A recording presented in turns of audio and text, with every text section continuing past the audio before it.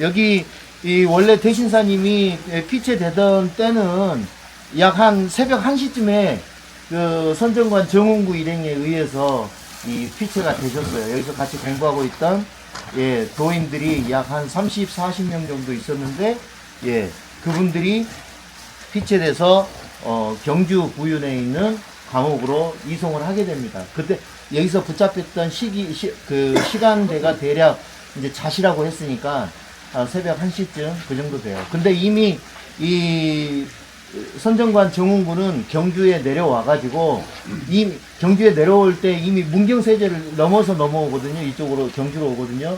그때 이미 문경세제에서 넘어올 때부터 이미 이 지역의 동태들을 다 감시하고 조사를 했어요.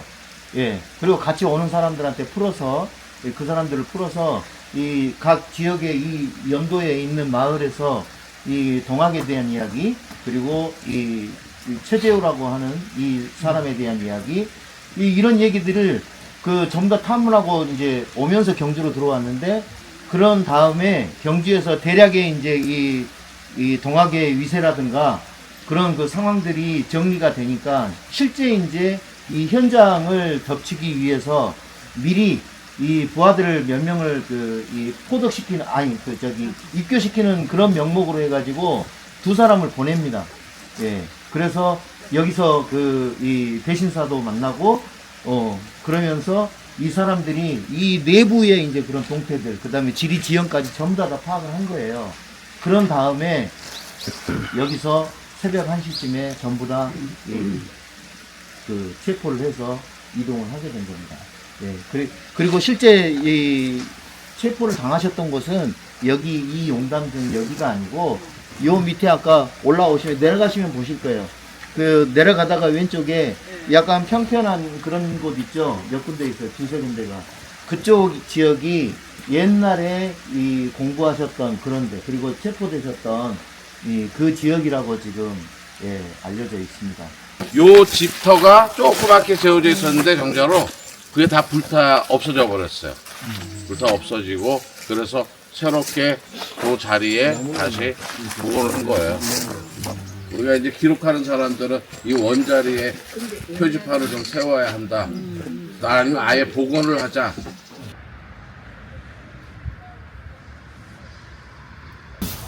여기가 지금 삼랑사라고 하는 옛날 신라시대의 사찰이거든요. 지금 삼랑사는 옛날에 그 신라의 임금이 여기에 왔다 가기도 하고 기도도 했던 그런 정도로 아주 유명한 그 사찰이었어요. 지금은 남아있는 게 저거밖에 없죠. 그 다음에 여기 고목이 있고, 자, 이 삼랑사, 강이 있고 절이 있다라는 것은 이 일대가 사람들이 빈번하게 왔다 갔다 하고 쉰다는 곳이, 쉴 수 있다는 곳이에요. 그렇기 때문에 이 일대에 아마도 이 저작거리가 형성되어 있었을 것이고, 23명 중에서 대부분은 경주 과명 목사에다가 가져놨지만, 대신사는 이 저작거리에다가 묶어놨어요. 자, 묶어놨을 때 어떤 모습을 보였냐면, 김기전 선생이 쓴 기록에는 또 어떤 기록들이 남아있냐면, 사다리 쪽 사다리. 그러니까 사다리와 비슷한 거였던 것 같아요. 예, 기둥이 있는, 그러면 양 다리는 이렇게 묶어가지고, 이쪽에 양쪽에 기둥에다가 다리를 하나씩 묶고, 이 두 팔은 뒤로 묶어가지고, 여기 간지, 예, 이 기둥에, 그 기둥 옆에 있는 이 사다리에다 묶고, 그 다음에 머리는 풀어가지고, 그 사이에 있는 이 막대기에 뒤로 묶어가지고, 예, 칭칭 감아서 묶고, 머리는 하늘을 쳐다볼 수 있게, 예, 밑으로 땅을 쳐다보지 못하게 하는 게 옛날에 죄인들을 다루는 그런 형태였던 것 같아요. 그래서 그런 모습으로 이렇게 사다리에 묶어가지고 이렇게 이쪽으로 쳐다보고 있는 그런 모습이었던 것 같아요. 그러니까 제가 생각했을 때는 이런 자리가 저기는 아까 우리 문학가 중에 유명한 김동리 선생 아시죠? 김동리 선생의 생가가 저기 지금 그 정자 있는데 폐석이 있어요. 예, 거기 자리이고요. 이 일대가 그 마을인데 원래 주소지는 요 집 있죠? 요 앞에 있는 집. 요 집 앞에가 골목인데 요 일대가 원래 이제 주소지로 나와요. 근데 이 주소지 개념이 조금씩은 좀 바뀌었을 것 같아요. 그런데 집이 있으니까 주소지가 특정돼 있지만 아마도 저작권이었다면 이 일대를 아마 포괄적으로 얘기할 수 있을 것 같고, 그 당시에 큰 나무 밑에서 그렇게 묶여 있었다고 하니까 그 당시에 큰 나무라고 하는 것은 지금 현재 남아있는 것들은 아무리 공원 조정을 한다고 해도 이 나무는 그대로 있었을 것 같아요. 그리고 사찰 주변에 이런 나무들은 함부로 못 빼거든요. 예. 그래서 이런 나무들은 이제 일종의 당산목 같은 경우는 신성시하는 그런 게 있어서 함부로 못 뺐을 것 같은데, 만약에 여기가 이 일대가 말 그대로 저작거리였고 그 당시에 시청교 기록에 이 일대로 추정하는 그런 그 증언들이 기록으로 남겨졌다면 아마도 이 나무가 있는 이 일대의 저작거리였지 않을까 하는 그런 생각이 듭니다. 그래서 여기에 있다가 이렇게 죄인을 이 죄중이 큰 죄인이었잖아요. 그 당시에 대신사는 정부의 입장에서 보면. 그래서 죄가 큰 이 죄인들을 이렇게 저작거리에다 내놓는 것은 이 백성들로부터 보고 뭔가 교훈을 주기 위해서 죄인을 다루는 그런 이 관습이거든요. 그래서 여기에 있다가 관원들이 그때 이 정운구 선정관이 이 포졸들 데리고 갔던 게 약 한 30명 정도 된다고 그랬잖아요. 그게 대부분 이제 경주 가명에서 데리고 갔는데, 한양으로 올라갈 때, 이제 묶어서 한양으로 올라갈 때는 옛날에 제가 이제 여기 와가지고 이쪽 동네의 그 노인들한테 물어보면, 예전에 형산강을 건너던 이 다리나 나루터가 어딨냐고 물어보니까 저쪽에 있어요. 여기서 한 300에서 한 400m 정도 가면 경주 고속버스 터미널이 있습니다. 거기가 영천으로 가는 직통 도로예요. 옛날 길이에요. 그게 바로 옛날 관원들이 이동하던 역참길이에요. 이 길이에요. 그렇기 때문에 여기에 묶였다 하더라도 이쪽으로 건너서 그 나루를 이용했을 거예요. 근데 옛날에는 일제시대까지만 해도 이 섭다리가 있었대요. 섭다리가 무슨 다리인지 아시죠? 나무를 엮어가지고, 소나무라든지 솔가지 같은 거 엮어가지고 거기다가 지푸레기 깔아가지고 그냥 건널 수 있게 하는 그런 다리예요. 그래서 홍수나면 없어지면 다시 세우고 하는 거예요. 그래서 이후에 이제 일제시대 때 지금 큰 교량이 석교가 생긴 거예요. 그래서 지금 영천으로 가는 가장 기본적인 국도는 저쪽에 있는 다리고요. 이쪽에 지금 있는 다리들은 물론 이쪽에도 나루는 있었겠죠. 그렇지만 대신사가 이동했던 나루는 이쪽입니다. 그리고 대신사는 우리가 가는 대신사의 용담정과 태묘, 그리고 이 생가지가 바로 여기 우리가 건너왔던 이 다리를 건넜는데, 아마도 이 일대로 넘어오지 않았을까 싶어요. 붙잡혀가지고. 그리고 형곡에서도 영천으로 바로 가는 길은 있지만, 옛날부터 보부상이나 아주 그냥 급하게 가는 사람들, 지름길로 가는 사람들은 그 길을 이용을 했대요. 경주 사람들도. 그리고 경주에서 이제 공식적으로 이동하는 사람들은 대부분 발로인 저 길을 이용했어요. 그리고 대신사가 여기에 만약에 묶였다면 가장 이제 유력한 저기는 이 경주 가명, 이 경주 읍성에서 가명이 있는, 그러니까 경주에 관아가 있고 옥사가 있는 곳이 이쪽에서 가까워요.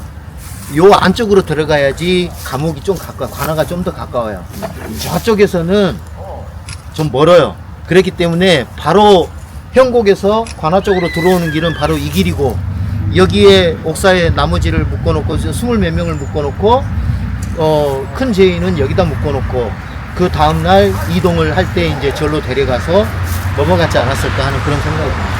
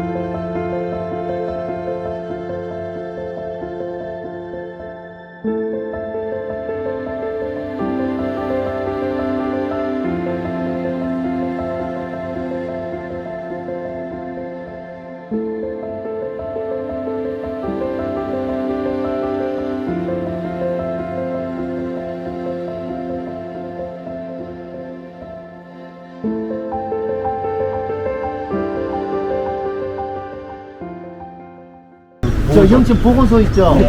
저게 관아타예요. 사또들이 사는 관아타. 그 다음에 저 CL 호텔 건물 자리가 옛날에 그러니까 평방이죠. 저 시골 관아의 평방이죠.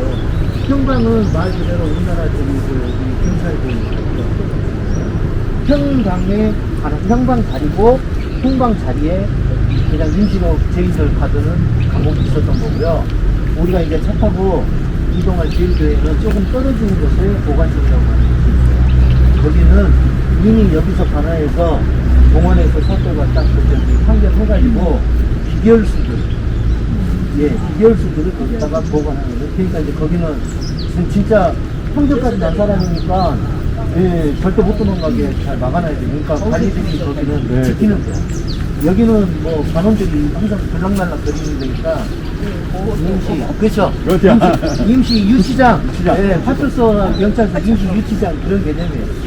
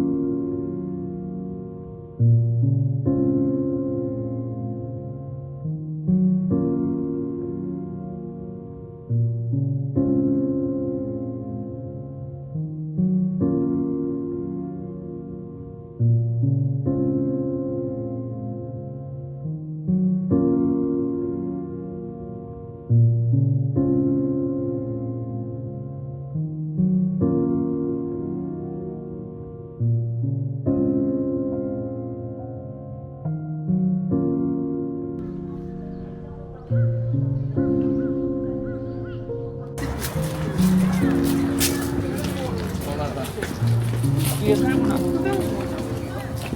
살구나무. 장 시작해. 그래, 살구나무.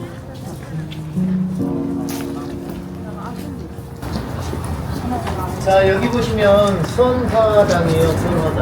여기는 감사가, 그러니까 고을의 사또 내지는 이런 이제 여기는 감사가 근무하는 곳이니까 감사의 집무실입니다, 사실은. 그러니까 조그만 고을의 동원과 같은 그런 기능을 하는 곳이에요. 저 뒤쪽에 징청각이라고 하는 곳은 감사가 생활하는 그런 그 생활공간이고, 여기는 직무를 보는 공식적인 사무실, 공용 사무실 공간입니다. 그래서 당연히 죄인들을 압송을 해가지고 신문을 하면 어디 싸겠어요? 여기에 문을 활짝 열어놓고 저 안에다가 의자를 갖다 놓고 앉아서 육방 관속들이 다 지켜보는 가운데 임금이 하는 거하고 똑같아요. 육조가 관할하는 것처럼 육방 관속들이 다 도열한 다음에 죄인을 이 앞마당에 딱 끌어다 놓고 신문을 하는 거예요. 그때 책임자는 이 가명의 관찰사 감사였던 서헌승이라고 하는 사람이었지만 그 임금 고을에 수령들이 와서 해석을 해서 감사를 조언하고 도와주고 이 신문하는 그런 그 조서들을 같이.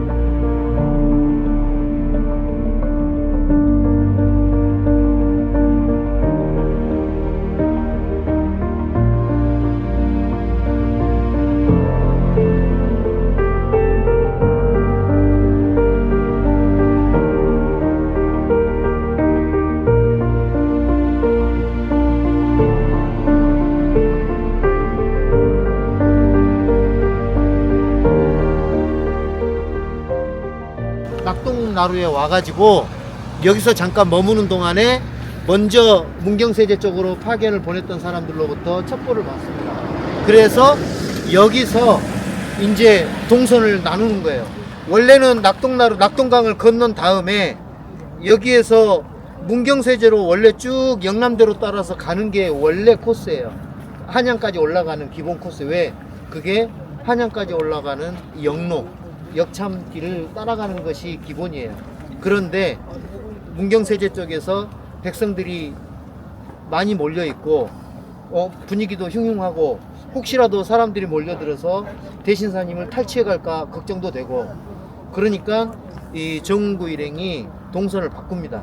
문경세제로 넘어가지 않고 상주 화령을 넘어서 보은, 괴산, 청안, 직산 이쪽 방향으로 방향을 트는 거예요.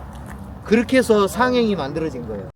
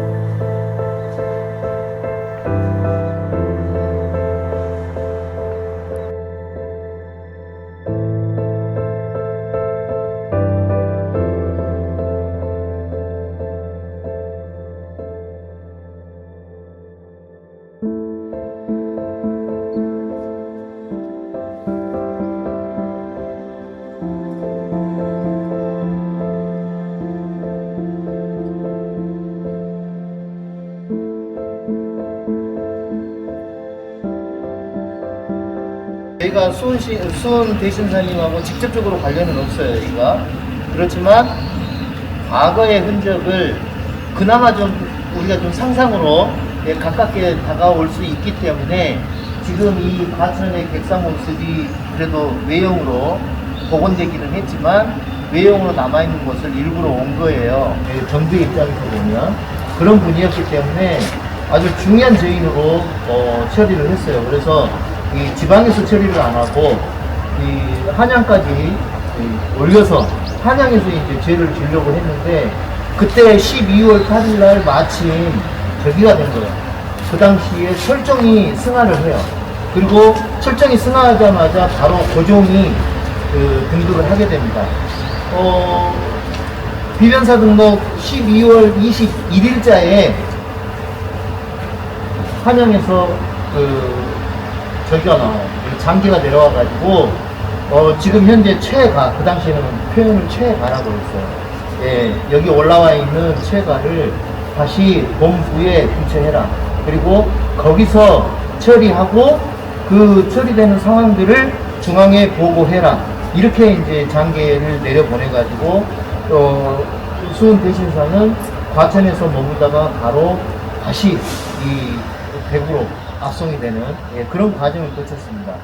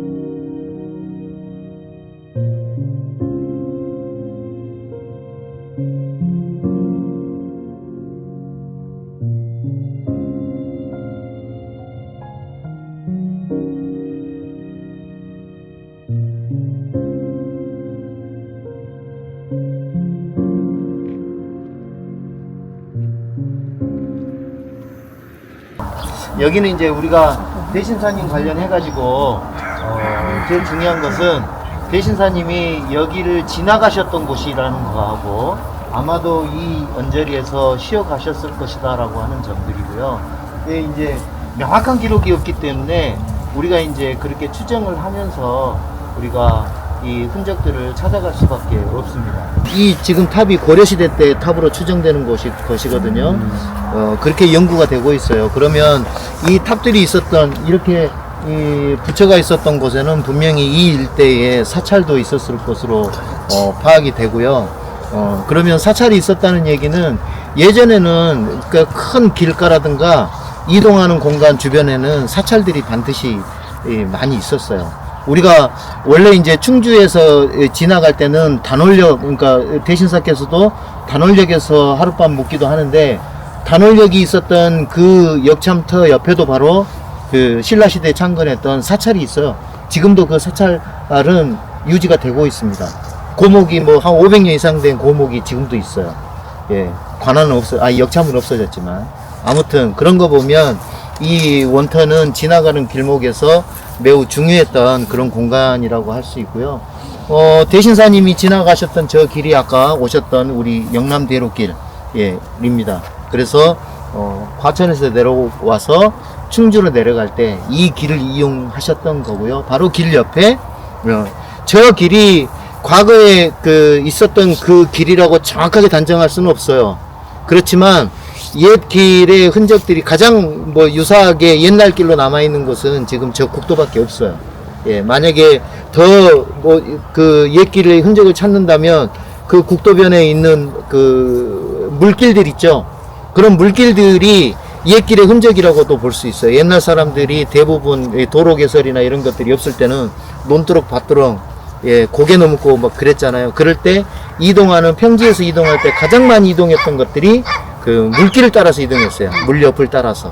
예, 그렇게 이동을 했기 때문에 저 길 또는 저 길 언저리에서 이동을 했을 것이다라고 우리가 이제 생각이 되는 거고요.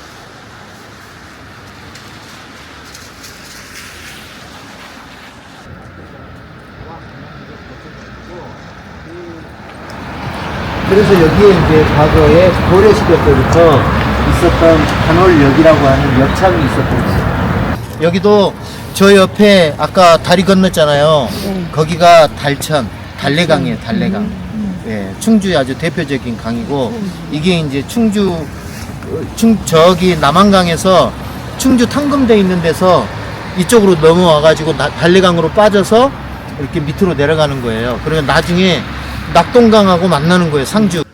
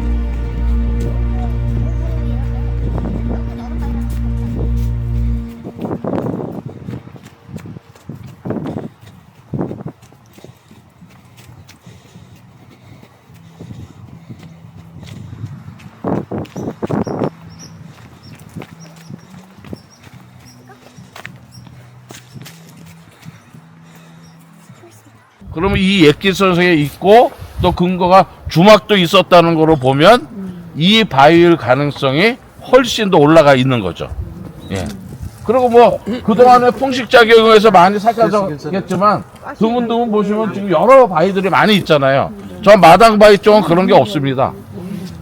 그래서 이 기록상에 나와 있는 거로 보면 이 장소가 상당한 근거가 있는 장소로 생각이 되어집니다. 역참 요성역이라고 하는 역참이 있었던 곳이에요. 여기 요성역참은 저희가 이제 여기서 다음 갈 곳이 광갑천을 지나서 어디를 도착하냐면 유곡역을 가요. 유곡역참이 정말 이 영남대로상에서 중요한 곳이었는데 그 영남대로의 유곡역의 관할 하에 있는 요성역이에요. 근데 이제 대신사님은 이 과천에서 넘어올 때 아까 이제 제3관문이 제일로 위에 꼭대기에 있는 조령관, 그 다음에 2관문이 조곡관, 그 다음에 3관문이 우리가 버스 타고 지나갔던 주흘관, 예, 저 주흘산 자락에 있기 때문에 이제 주흘관인 것 같아요. 근데 이 일대에 왔을 때 많은 도인들과 백성들이 대신사님을 맞이하러 거기까지 운집을 합니다. 거기가 이제 초곡리예요. 예, 상초곡. 우리가 버스를 세워놨던 곳은 하초곡이고, 그 조곡관하고 주울관 사이에 있는 곳은 상초곡이라고 하는 그 지역이에요. 그래서 상초곡에 왔을 때 이 도인들과 백성들이 몰려와가지고 이 대신사님을 맞으니까 그 당시에 선정관 정원구 일행이 관원들이 이 백성들이 그렇게 몰려드니까 얼마나 겁을 먹었겠어요. 자기들이 관원들임에도 불구하고 자기들 호송 인원은 적고 백성들은 수백 명에 이르니까 이제 겁을 먹기 시작한 거예요. 그래서 납작 엎드려가지고 살려달라고 정원구 일행이 그렇게 얘기를 한 거예요. 근데 이제 대신사님이 아까 우리 관장님이 말씀하신 것처럼 이 1000명은 우리가 1000명을 받드는 거기 때문에 나는 이미 목숨에 이제 여한이 없고 오로지 도가 영원히 퍼져나가기만을 기다리니까 너네들이 이렇게 당신들이 이렇게 폭력으로서 나를 탈취한다고 해서 될 일이 아니다. 나는 이미 순명하기로 했다 라고 하는 그런 요지로 말씀을 하십니다. 그리고 이 대신사님도 그 자리에서 이제 온 그 신도들에게 도인들에게 걱정하지 말고 정진하라는 그런 뜻으로 백성들을 이제 효유하고 이쪽에 요성까지 옵니다. 그때 요성에 올 때 도착한 시간이 보통 저녁에 8시쯤 됐대요.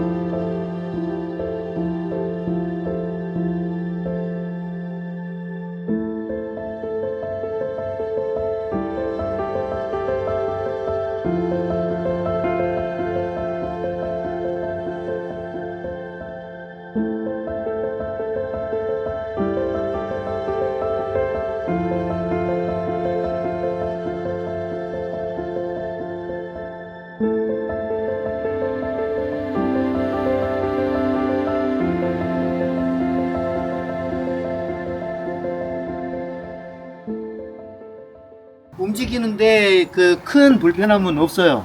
그렇지만 끝까지 가기는 좀 어려워요. 상당히 길어요.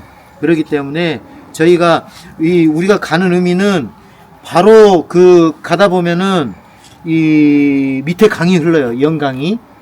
그만큼 강 바로 위에 절벽같이 있는 이 길 위에 길이 한 1m 정도밖에 안 되는 이런 아찔한 길이 있다라는 거예요. 참하고도. 네.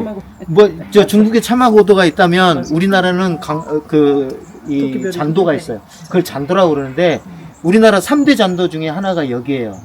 예, 토끼별이 하나, 그 다음에 밀양 삼랑진에 가면은 광갑잔도라고 하는 게 있고, 그 다음에 그보다 더 양산에서 더 밑에 가면은 황강이 있는데 황산잔도라고 해요. 예, 그 세 가지가 있는 세 개가 있는데 그 중에 하나가 여기예요. 근데 이 토끼별이는 제가 가서 설명을 할 시간이 없으니까 미리 말씀드리면 후백제하고 왕건이 그 싸울 때 왕건이 후백제군에 패해가지고 도망을 갈 때 길을 잃었어요. 어디 도망갈 데가 없는 거야. 이 오지에서. 그래서 난감해하고 있을 때 정말 진짜 뭐 그 저 병사들도 다 하나도 없고 그럴 때 호련히 토끼가 한 마리 나와가지고 길을 가는 거 앞을 가는 거예요. 그래서 토끼가 가니까 그 길을 따라가면은 뭔가 이 살아날 방도가 있겠다고 해서 간 게 그 토끼길을 따라간 거예요. 알고 보니까 그 토끼길이 매우 좁잖아요. 토끼는 마음대로 갈 수 있으니까. 그 길이 그래서 그 토끼별이 예 별이는 벼랑을 얘기하는 거예요. 토끼별이 이렇게 얘기를 하는 게 광갑천 여기가 그 지역이에요. 천이라고 하는 것은 넘어갈 천이거든요. 월천 그러면 월천 이러면 강을 넘어간다는 것인데 예, 광갑천이라고 하는 것은 이 광갑령 고개를 넘어간다는 거예요. 잔도. 예.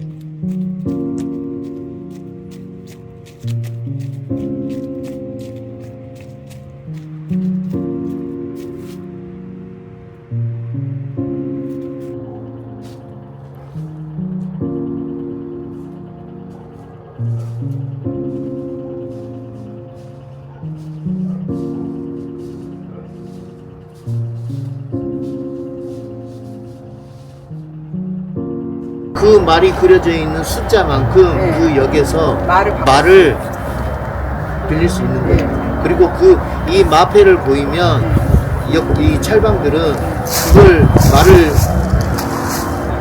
주지 않으면 이 사람들한테 처벌을 받는 거 당연히. 여러분들 조금 보면은 저기 그 교회 건물이 하나 있죠. 저 교회 건물 자리가 원래 역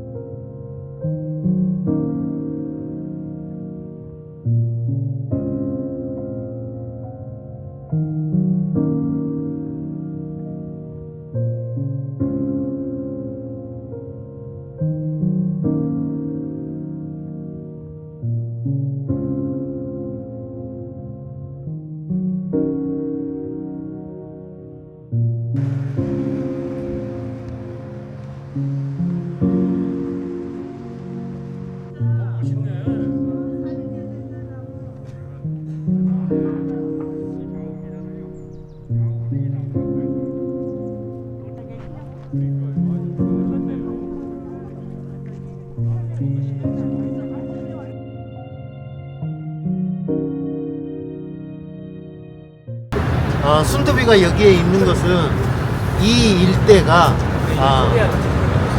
바로 이 자리는 아니지만 조금 그 백화점의 뒤쪽에 그 시장이 있는데 그 시장 일대가 간덕당이라고 하는 이 당시에 그 경상 가명의 부속 관아가 있었던 곳이에요. 우리가 지금 차를 타고 쭉 저 위에서 내려왔잖아요. 그러니까 경상 가명은 저 위쪽에 있다는 얘기예요. 아니요, 시장이 저 더 위에.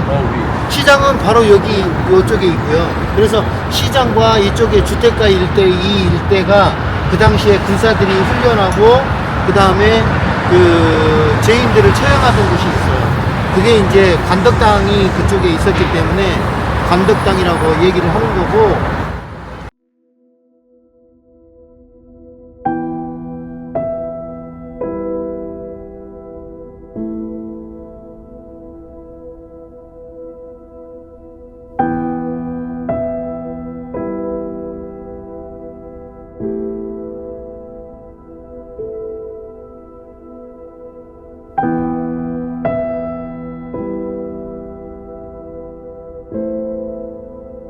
자, 후연점이라고 하는 것은 여기 이 집못을 니못 이렇게도 했지만 김연재라는 이름으로 썼어요.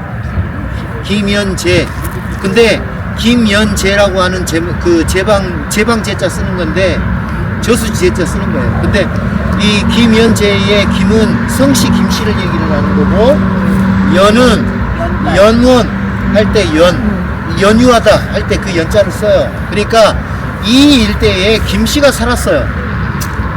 그 김씨의 새가 상당히 컸던 모양이에요. 그러다 보니까 김씨들이 살았던 마을이라고 해서 이 김연재라고 하는 그 이름을 또 붙여놨어요. 그러니까 오랫동안 이 지역에서 사는 사람들은 김연재라고 하는 이름을 알았을 수도 있죠. 아무튼 김연재라고 해요. 근데 후연점이라고 하는 이름도 우리가 좀 같이 연결해서 볼 수 있는 부분이 뭐냐면, 저는 이제 연구하는 사람 입장에서 뭔가 연계성을 찾으려고 하다 보니까 한자에 좀 주목을 해봤어요. 김연재하고 연자, 그 다음에 후연점이라고 하는 것은 그 뒤 후자에다가 연혼할 때 그 연자예요. 있는 점. 그러니까 뒤에 있는 연목. 예, 뒤에 있는 그러니까 주막의 뒤에 있는 연목. 후연점이라고 하는 것은, 점이라고 하는 것은 주막이라든지 이런 것들, 어떤 지점들, 장소, 건물 이런 것들 다 포괄해서 할 수도 있거든요. 주막을 우리가 점이라고 많이 얘기하거든요. 주막이라든지 그 숙박을 할 수 있는 곳들, 그런 곳이 바로 저기 앞에 있는 붕디미 주막이었어요.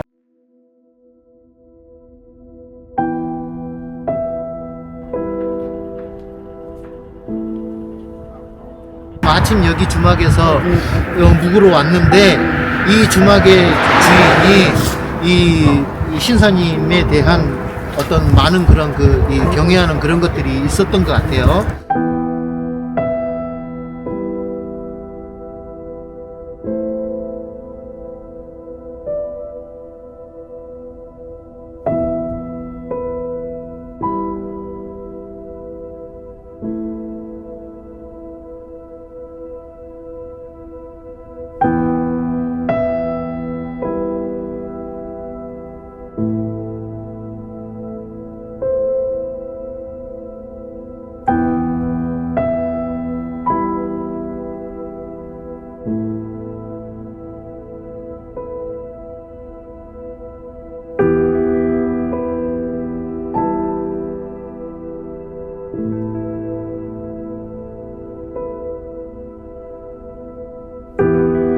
여러분들 초분지가 무슨 뜻인지 아시죠? 초분지. 처음에 네? 진도 초분이죠. 처음에 시신을 안치한 곳.